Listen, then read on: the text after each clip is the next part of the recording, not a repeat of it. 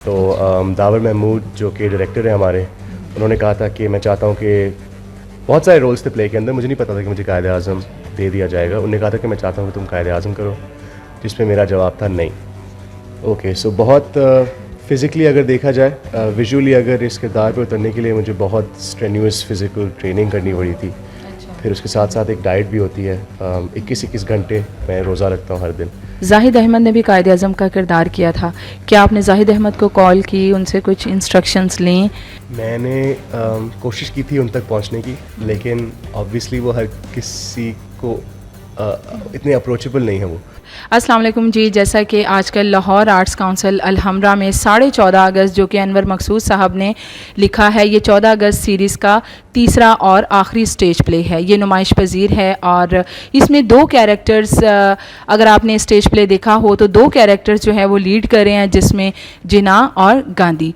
जिना का जो किरदार है वो जिन्होंने अदा किया है उनका नाम है हमज़ा तारिक जमील, और हमज़ा तारिक जमील हमारे साथ मौजूद हैं। तो हम इनसे पूछते हैं कि ये किरदार इनके पास कैसे आया और इस किरदार के लिए इनकी तैयारी कैसी रही। अस्सलाम वालेकुम जी। वालेकुम सलाम। हमज़ा, ये बताइएगा कि ये कायदे आज़म का जो किरदार है ये आपके पास कैसे आया? हम लोग ने ऑडिशन किया था, मैंने ऑडिशन किया था रोल के लिए। तो दावर महमूद जो कि डायरेक्टर हैं हमारे, उन्होंने कहा था कि मैं चाहता हूँ कि बहुत सारे रोल्स थे प्ले के अंदर। मुझे नहीं पता था कि मुझे कायद आज़म दे दिया जाएगा। उन्होंने कहा था कि मैं चाहता हूँ कि तुम कायद आज़म करो, जिस पे मेरा जवाब था नहीं। मुझे नहीं लगता कि मैं इतने बड़े रोल को जस्टिस कर सकूँगा।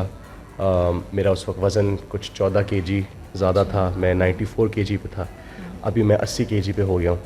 उन्होंने कहा था नहीं, मुझे लगता है कि तुम कर सकते हो, एक्टिंग तुम संभाल लोगे, और वज़न घटाना है तो उसमें थोड़ी मेहनत लगेगी।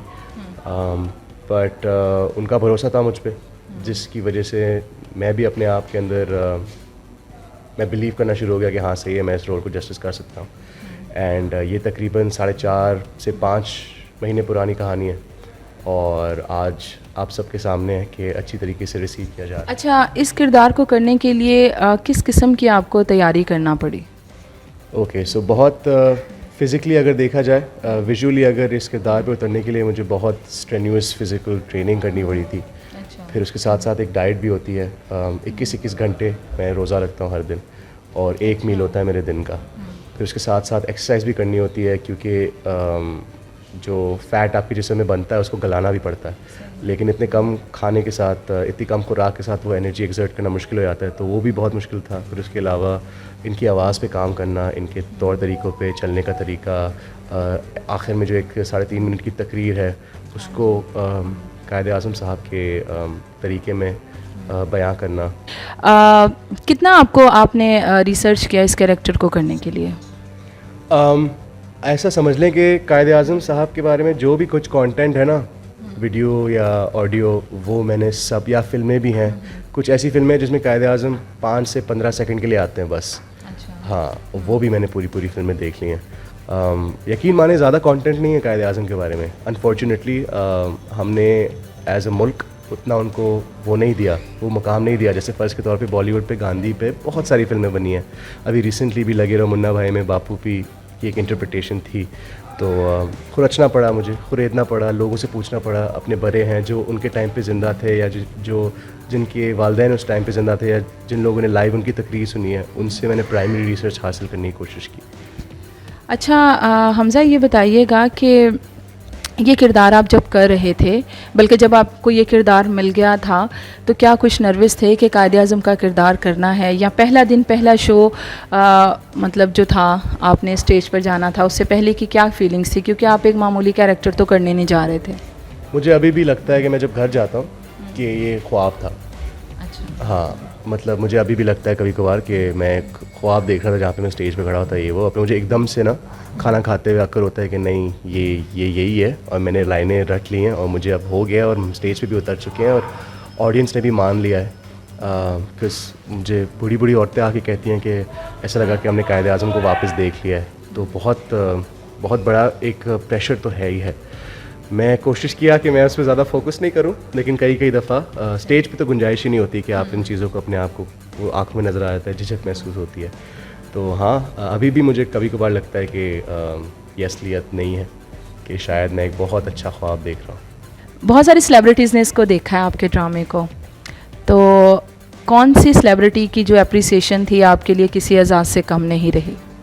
अनवर मकसूद साहब, क्योंकि उनका लिखा हुआ भी है तो सबसे ज़्यादा एक्सपेक्टेशंस भी उन्हीं की थी।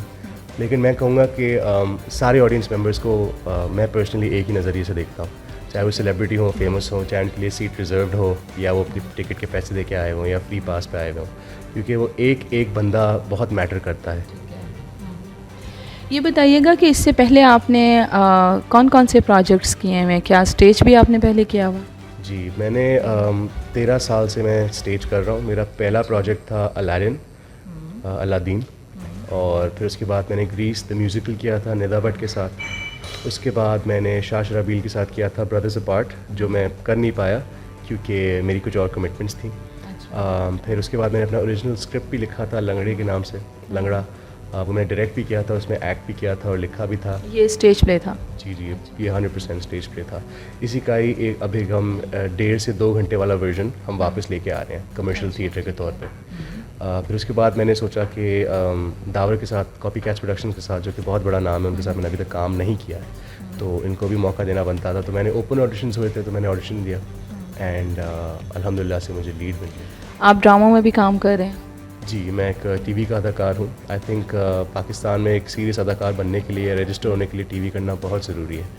तो मैंने फ़िलहाल अल्हम्दुलिल्लाह से जियो के साथ मैंने दरार किया है, ARY के साथ मैंने हब्स किया है, हम के साथ मैंने एतबार किया है, एक्सप्रेस के साथ मैंने मास्टर्स किया है। तो अभी सारे चैनल्स मैंने ना अल्हम्दुलिल्लाह से देख लिए हैं। अच्छा, जो हीरोज़ होते हैं वो आप जैसे ही होते हैं, लेकिन अभी तक हमें बतौर हीरो या प्रॉपर एक ड्रामे का जो समझ लें कि बोझ किसी के कंधों पर होता है, वो लड़का लड़की पर ही होता है, तो वो ऐसे ड्रामे अभी तक आपके आए नहीं हैं, ऑफ़र नहीं हुए हैं, या अभी आपकी मसरूफ़ियत है स्टेज की? ऑफ़र भी नहीं हुए हैं, और एट द सेम टाइम हर रोल एक्सेप्ट करना भी मेरी तरफ से मुझे लगता है कि मेरी कला की बेहुरमती होगी, क्योंकि मैं थिएटर से हूँ। हमें सिखाया जाता है कि एक क्राफ्ट है, उसको सीखो, जज्ब करो, और फिर रिहर्सल के अंदर बड़ी हम पूछते हैं रिहर्सल को, और टीवी में रिहर्सल होती नहीं है। तो वो 5 मिनट पहले जो स्क्रिप्ट आती है, अगर फ़र्स्ट के तौर पे मैं सपोर्टिंग रोल कैरेक्टर हूँ, तो मुझे स्क्रिप्ट पूरी नहीं दी जाती, और हफ्ते के गैप से मेरे 1 या 2 दिन के काम होते हैं। तो इस रफू चक्कर में बंदा खुद अपनी गिरफ्त ही नहीं पकड़ सकता कैरेक्टर के अंदर, क्योंकि हफ्ते भर आप कुछ और करते हो, फिर हफ्ते भर वापस आप जाके बाल कटवा के उसी लुक के अंदर जाके उसी कैरेक्टर को पोर्ट्रे करते हो, मुश्किल हो जाता है। तो आई एम होपिंग कि मुझे एक लीड कैरेक्टर्स इस किस्म के मिले, जहाँ पे मुझे एज अ एक्टर भी वो तवज्जो दी जा सके, पूरी स्क्रिप्ट दी जा सके, मैं पूरी स्क्रिप्ट पढ़ सकूँ और अपने कैरेक्टर को बना सकूँ। आपको लगता है कि शोबिज़ इंडस्ट्री में, स्पेशली ड्रामा इंडस्ट्री में, चूँकि आपने ड्रामे भी किए हैं, स्टेज भी आप कर रहे हैं, तो काम का हसूल मुश्किल है, चाहे आप जितने मर्ज़ी अच्छे अदाकार हैं? हाँ, 100%। लेकिन ये सिर्फ एक्टिंग में नहीं है। अगर नेपोटिज्म की बात की जाए कि सिफारिश या ये वो, तो हर चीज़ में होता है, कॉर्पोरेट इंडस्ट्री में भी है। अगर मेरे अब्बू रूई का बिज़नेस करते हैं और उन्हें रूई में अपना नाम कमाया हुआ है, तो वो चाहेंगे ना कि उनका बेटा फिर वहीं से शुरू करे। तो नेपोटिज्म तो हर जगह है, लेकिन मुझे लगता है कि अगर एक बंदे की किस्मत में या एक बंदे की ट्रू एफर्ट और कंसिस्टेंसी के बायस वो एक मुकाम तक पहुंच सकता है, तो कोई ये चीज़ें रुकावटें नहीं ला सकती। जाहिद अहमद ने भी कायद आज़म का किरदार किया था, क्या आपने जाहिद अहमद को कॉल की, उनसे कुछ इंस्ट्रक्शंस लीं, कोई ऐसी चीज़ बताएंगे आप? मैंने कोशिश की थी उन तक पहुंचने की, लेकिन ऑब्वियसली वो हर किसी को इतने अप्रोचेबल नहीं है। वो बहुत बड़े एक अदाकार हैं, तो मुश्किल होता है। लेकिन मैंने एक दोस्त था, उनसे पूछवाया, और उनने शायद मेरे बारे में कहा भी था कि हाँ, मैंने इस लड़के को देखा है और मुझे लगता है कि अच्छा कायद आज़म कर सकता है। असल में क्या होता है कि अगर आप किसी और अदाकार को करते हुए देख लें या बहुत ज़्यादा घुस जाएं उसके अंदर, तो फिर आप अपनी तरीके से नहीं कर पाते, वो फिर मिमिक्री में आ जाती है।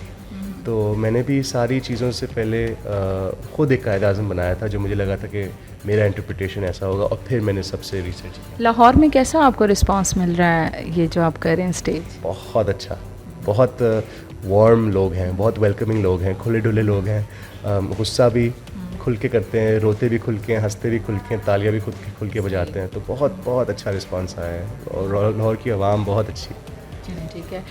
कोई आप ये बताइएगा कि आपने ये प्ले तो कर लिया है, आपको सियासत से, हिस्ट्री से कोई दिलचस्पी है वैसे?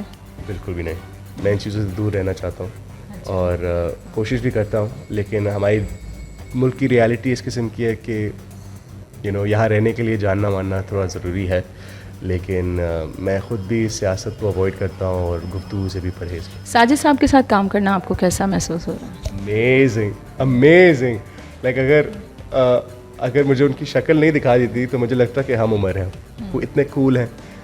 उनका एक बेटा है जो मेरी उम्र का है, तो शायद उनको पता है कि हमारी उम्र के लोग कैसे फंक्शन करते हैं। वो बिल्कुल अपने साथ साथ लेके चलते हैं, कभी भी एहसास नहीं दिलाते कि वो इतने बड़े एक्टर हैं। लेकिन स्टेज पे जाने के बाद तो जब उनके साथ स्टेज शेयर करते हैं तो ऑडियंस ही एहसास दिला देती है कि वो कितने बड़े एक्टर हैं।